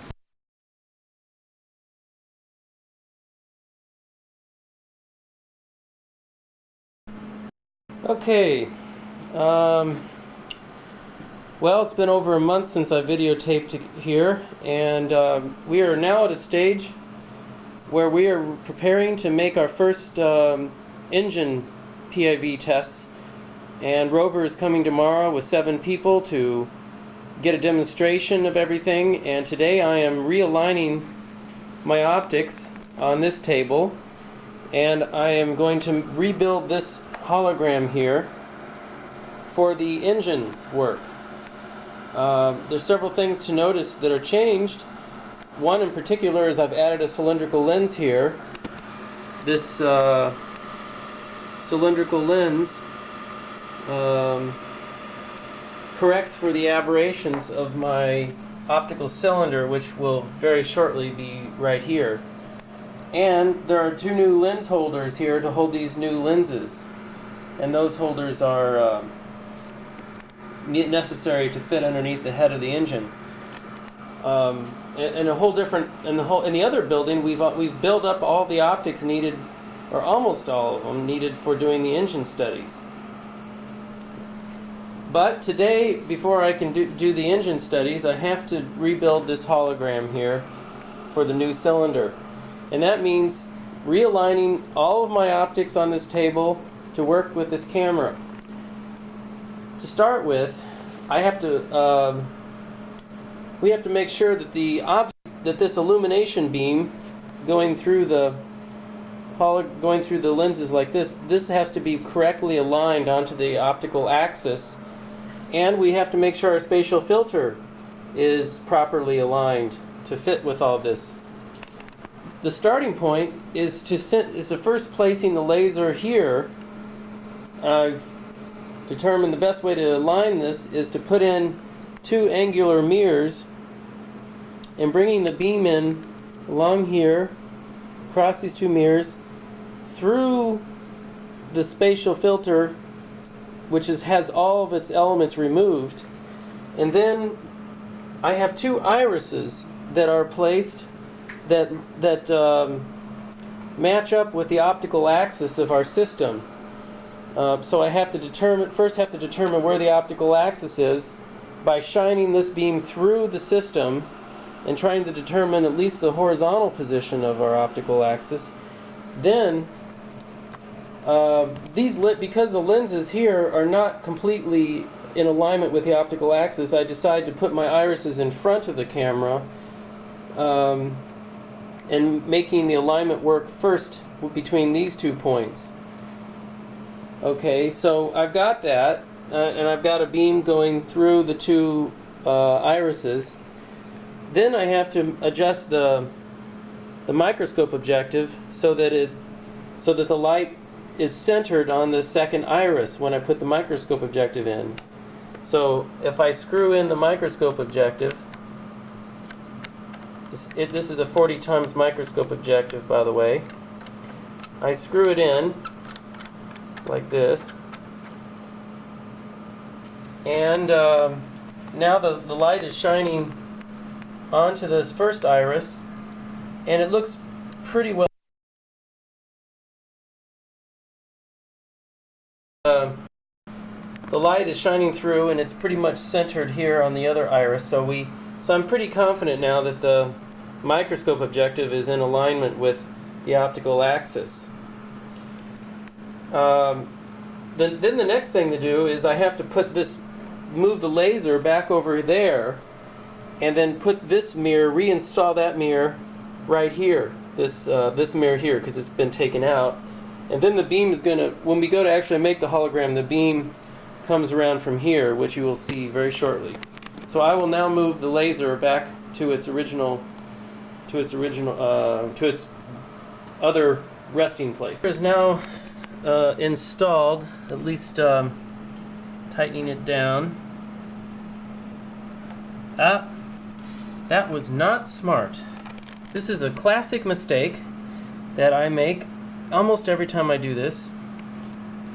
This magnet is not very strong, and when I'm tightening this bolt, the whole thing rotates. And this is one of the most beautiful frustrations of holography, when you have to start over. So I now have to go back and realign the laser from the other side. I probably won't show this portion since it's a repeat. Okay, we're back where we started. So I use this lower mirror that I'm pointing to with my finger, this one that's in the back.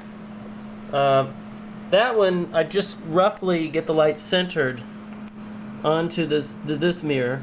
Try to get this mirror here so it's pretty well in the same optical plane as the microscope objective. We already know the microscope objective is lined up because we've already aligned it before putting this mirror in.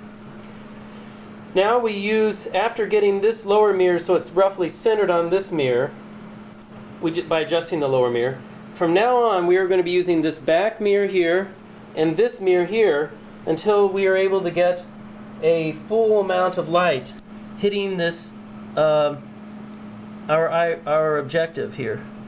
So first I'm turning the back mirror, and I'm getting this pretty much centered. The controls are kind of funny because the X and Y directions are in a different coordinate system than the rest of the optical system, but at any rate, that's pretty well centered now. And now I adjust this mirror until this is centered to my satisfaction, which is pretty close already, actually. Although I'm not sure if I like it completely.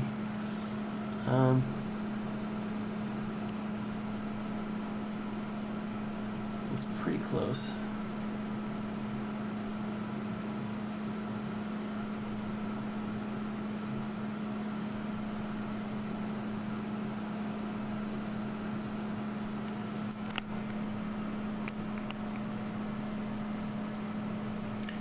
Interesting that this camera is picking up more differentiation in the brightness than my eye can do on its own. So I'm actually using this camera as a way of adjusting the alignment.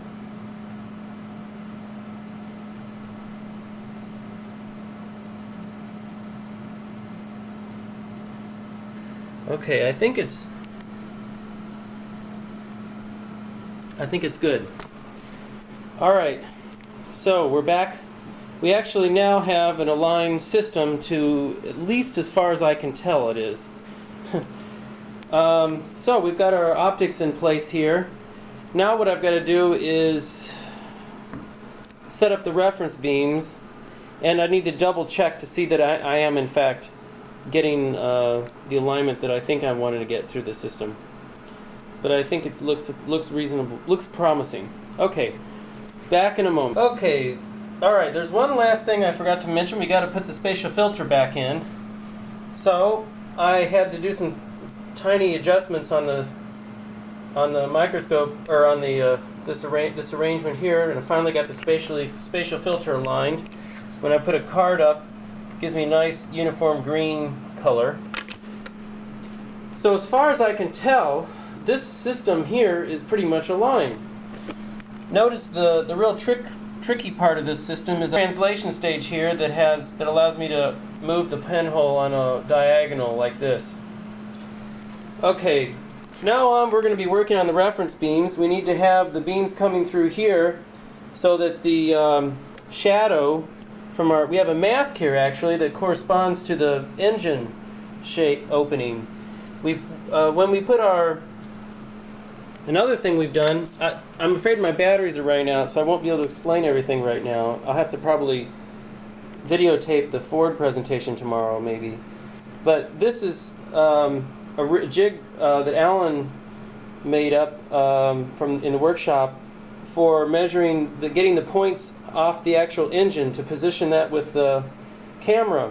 So we actually put our cylinder on this pedestal here, and then put these in the camera, and then we'll actually have the cylinder in here in place for the rest of our work here, because now that we've got the pinhole all arranged, we won't need to do that anymore.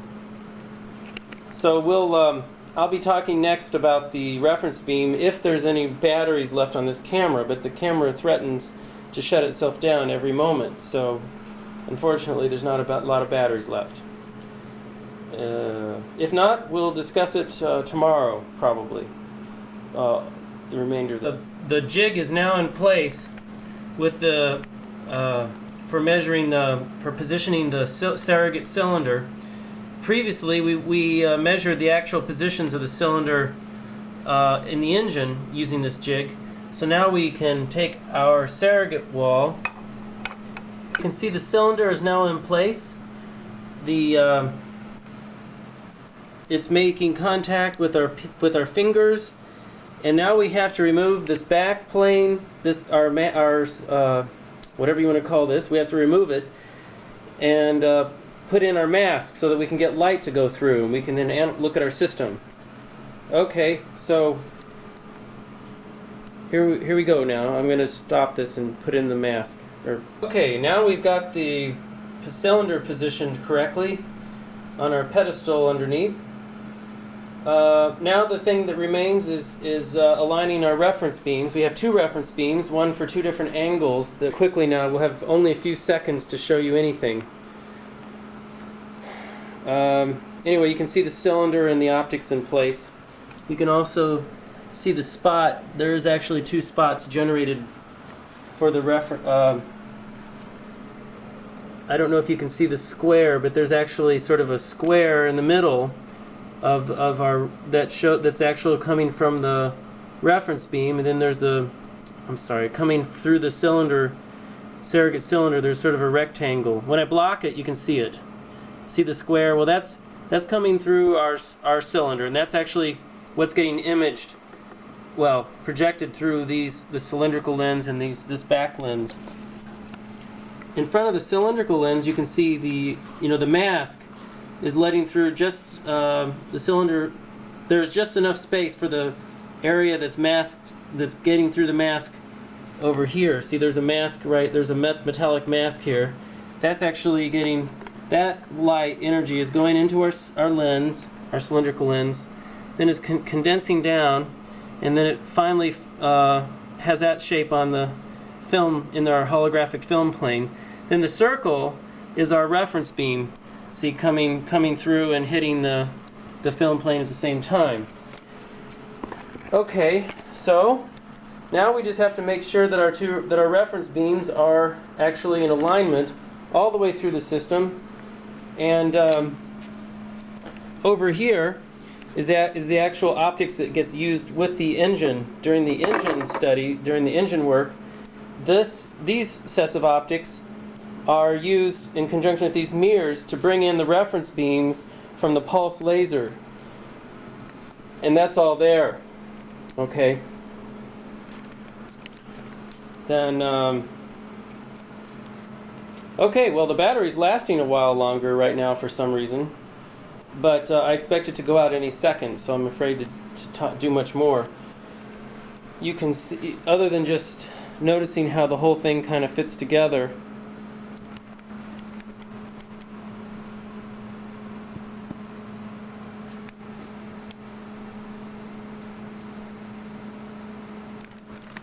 This, let's take out that piece of paper, that piece of card there, so you can see the overall optics at this end, and then the corresponding optics here.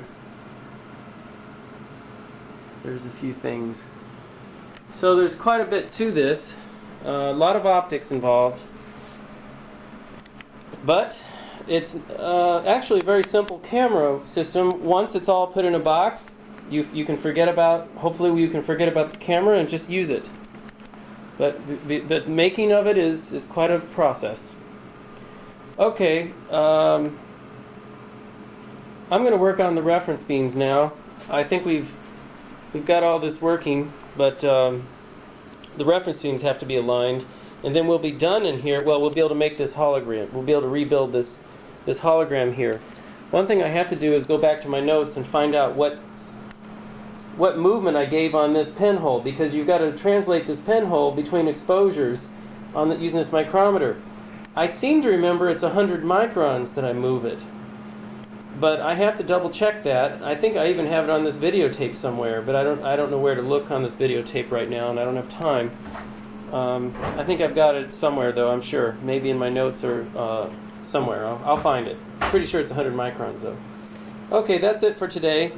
Maybe I'll get a chance to show some of the engine stuff, too, today on this tape if my batteries hold out for the day. Okay, and we're going to switch off the lights. Okay, So well, just a minute now. We've got this boxed up here. This is our optical processor, and Victor has been working very hard the last month getting this working fast, working very quickly. The optical processor is in a box. We're just going to do a test pattern here and see how fast the processor can handle getting vectors off of our image. Okay, go ahead, Victor. Switch off the light. Be careful with the laser. Yeah, no, the laser's okay. It's all protected now. Let's try to get this correlation. Here's our correlation Here's our correlation peak. There's the fringes. They're very weak, but the processor seems to like weak fringes. Main thing is just to be listening to this movement and how quickly it'll handle each correlation. Whenever you're ready, Victor, go ahead. Okay. Yeah. Start. Mm-hmm. Is it going?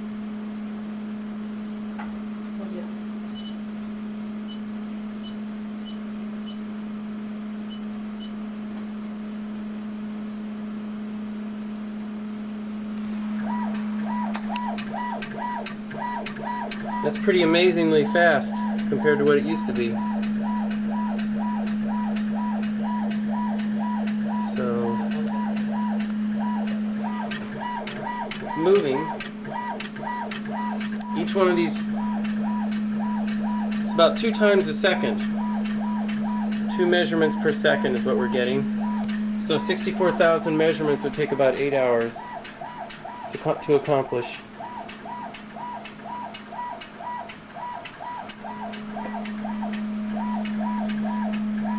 And this whole process here takes probably 50 seconds, Victor says, to do about 100 samples.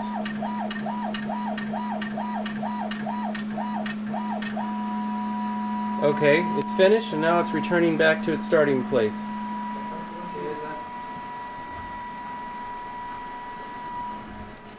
Just to show this is the lasers in the dark here, showing the alignment of the camera system.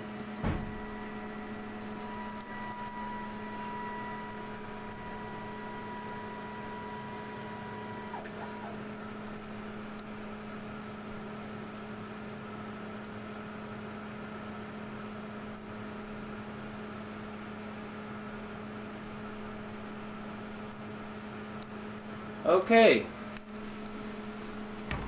Well, that's good for now, so I'm topping the camera. Lots happened in the last month. A lot of work has been done while I've been away, and Alan is... well, anyway, we have a lot of other stuff to show in the other building. Okay, I just want to discuss... I'll just discuss briefly what the alignment of the reference beams are about if our battery lasts long enough. The main idea is that you adjust this mirror so that it goes through the center of our hologram here, and so that the square that you've seen is fully covered by our reference beam. And then it also has to hit the appropriate mirror here so that it fully covers the surface of this mirror and is fully centered.